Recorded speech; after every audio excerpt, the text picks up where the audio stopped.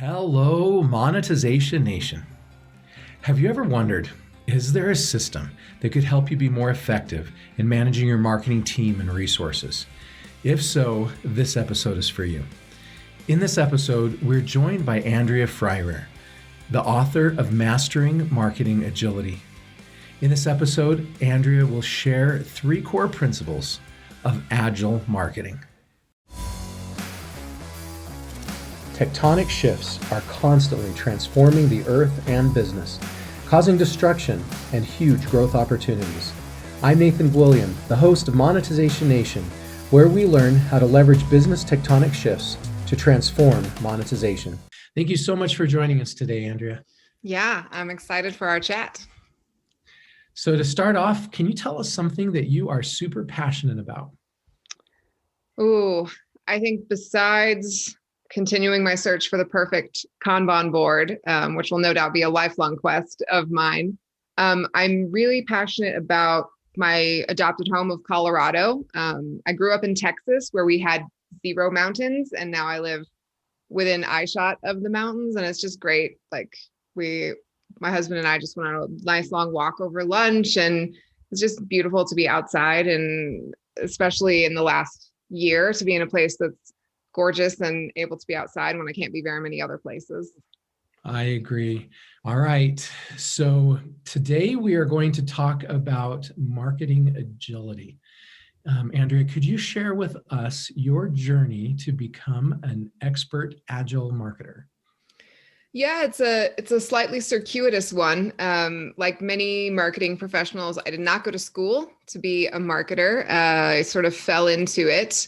I have an English degree and took my first job as an editorial assistant for a newspaper syndicate.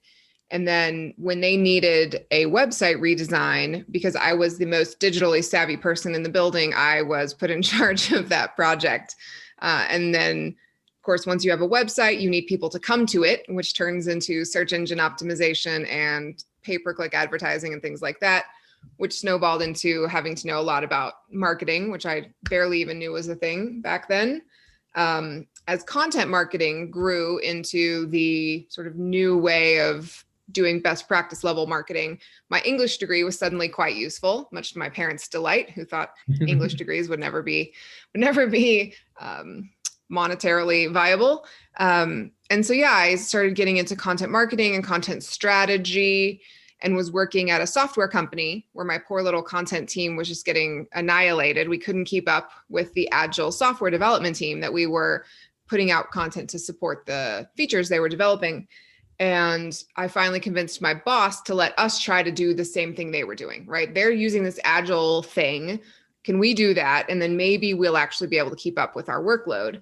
So he gave me permission, and I went out and got trained, got certified, and came back and started experimenting on our little marketing team. And because I'm a content marketer, I wrote all about it. And people started reaching out to me to ask me to help them the same way that I had helped our team. And eventually enough people asked that I left and founded AgileSherpas to help more and more marketers. And that's what I've been doing for, it's about 4.5 years now. Well, congratulations. So this show is about digital monetization, and let me restate, you figured a way to actually monetize your English degree, and you're saying that content marketing is the solution to monetize, or content marketing and marketing agility is the way to monetize a content. Yeah, that was at least how it worked really well for us, because I was writing and speaking about Agile marketing for years before we started AgileSherpas. So we had an inbound presence really before a content presence before the business existed. So we're in our 4th year, and we have every single client we've ever gotten has been inbound. Like, we've never made a sales call. Our content brings us all of our clients. So it's a pretty good engine if you can get it going. Yeah, that is definitely a tectonic shift happening in the world today. As we produce great content, we build a following, we build credibility, and it helps bring the right people to us. Yeah. Great And business it model. markets for you forever. I was on the phone with a client this morning and we're talking about a problem she was having.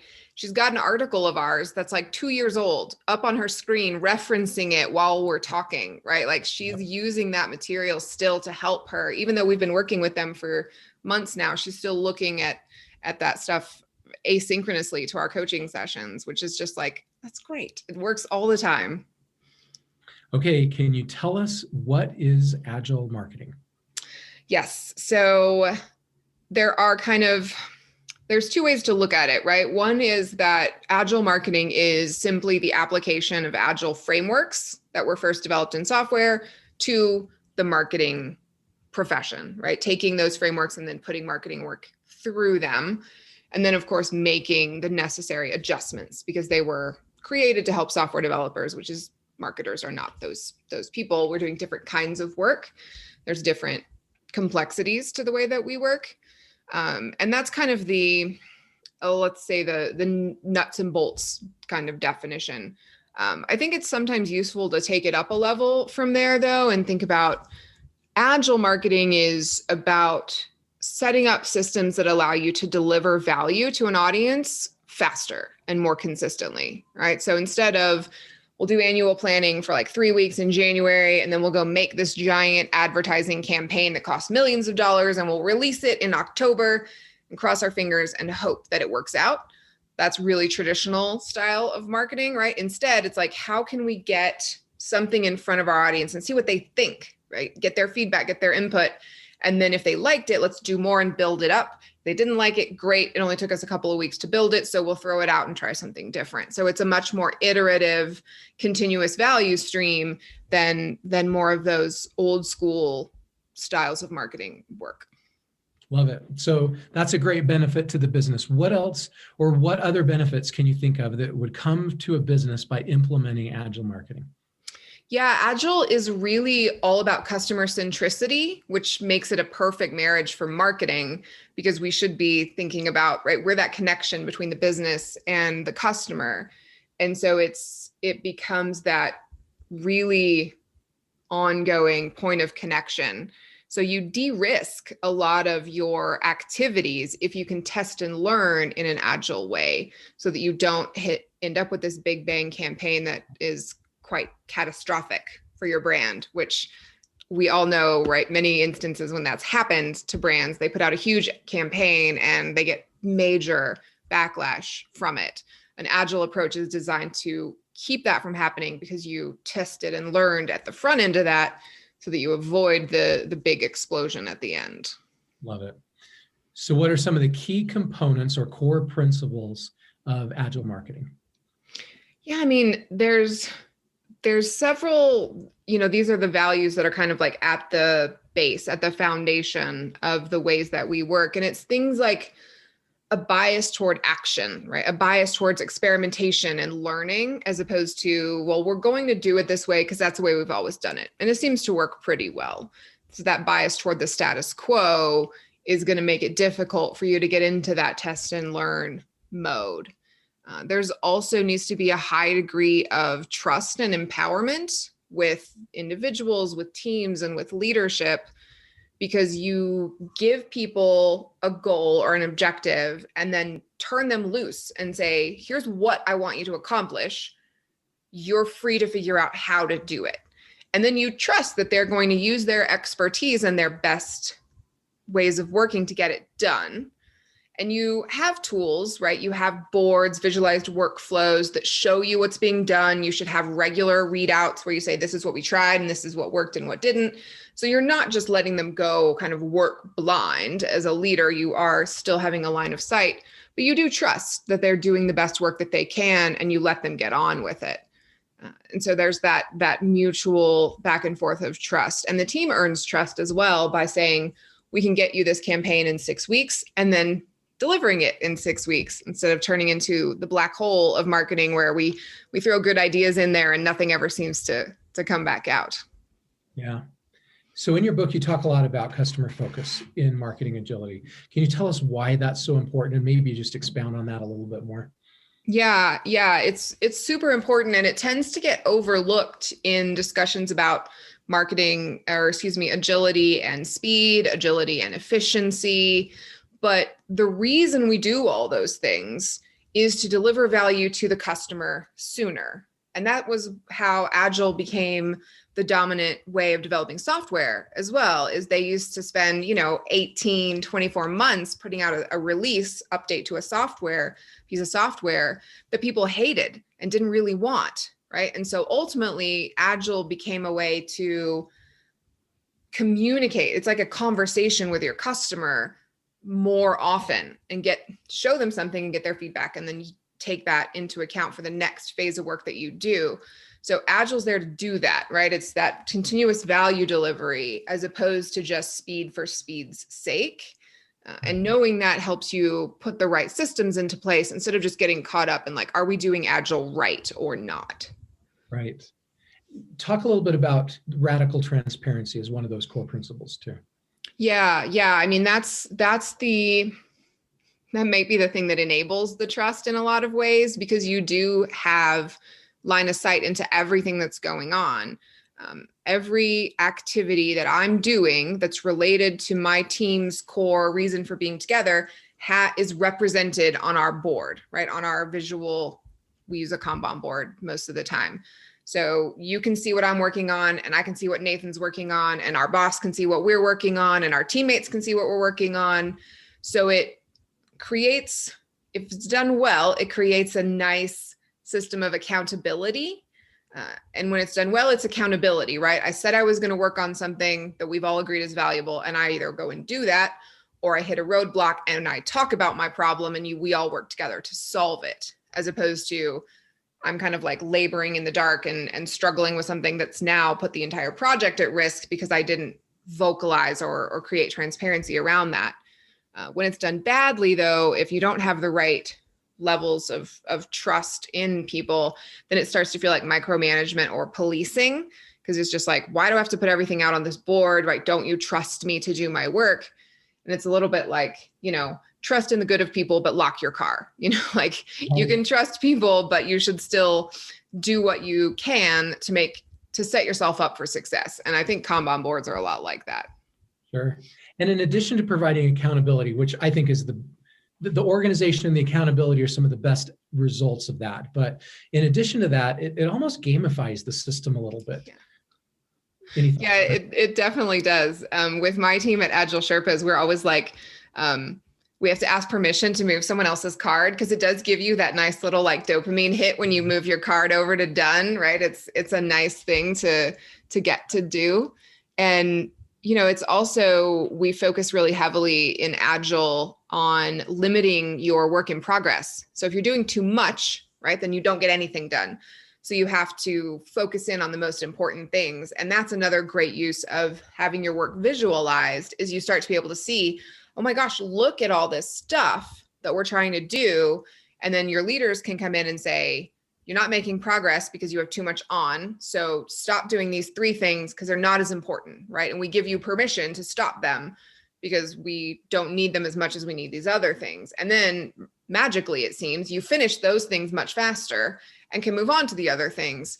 But you have to be able to create that focus. And unless you have it all out in the open, you can't do it. That's right. Okay, the last core principle in your book in the core principles section was courage.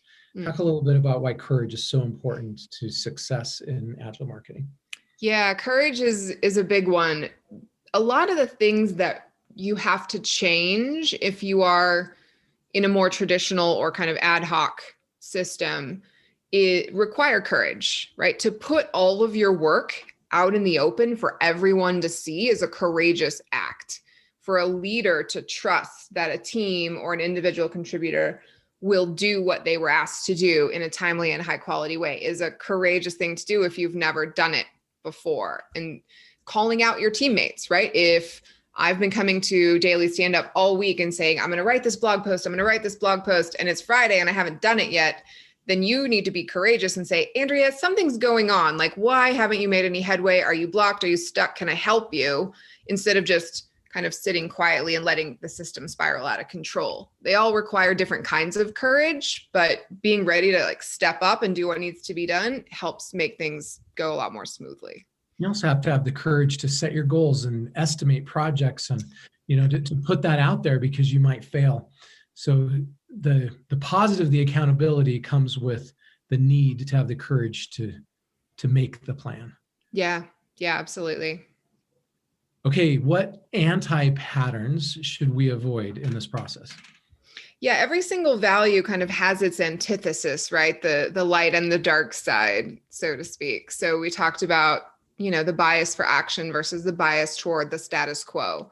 And this sort of legacy thinking where, well, we've always done it this way, or that will never work here. When you hear those kinds of language, you're falling into that trap. Even years after the first go of Agile, you're going to find opportunities for improvement. And so you should always have that bias to try and that bias to adapt as part of it. And then, similarly to the radical transparency, right? The anti-pattern for that one would be withholding. Like information hoarding is one that you'll see when people are uncomfortable with transparency, or they think they're only important because they're the only people that know this particular process, or they're the only one that knows how to solve this problem. And so they feel important and integral to the system. But you've got to get out of that and say, it's not about me, it's about the team's success.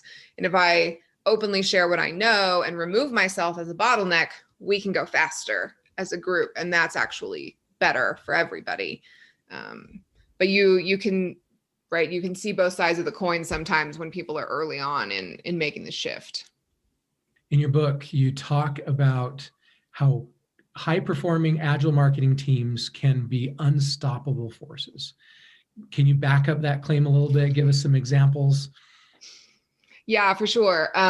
We heard so many amazing stories at the start of the pandemic when everybody was shifting into lockdown mode. And of course, for marketers in particular, like our entire annual plan was just basically like, chuck it in the bin. We're starting over because no in-person events, people's consumptions of media and their buying habits were shifting basically overnight.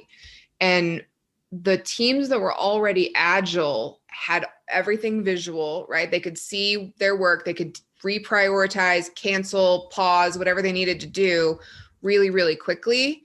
I know an agile team that like within a week of lockdown, they had been like, okay, here's how we need to help our audience. They need 1, 2, 3 types of materials.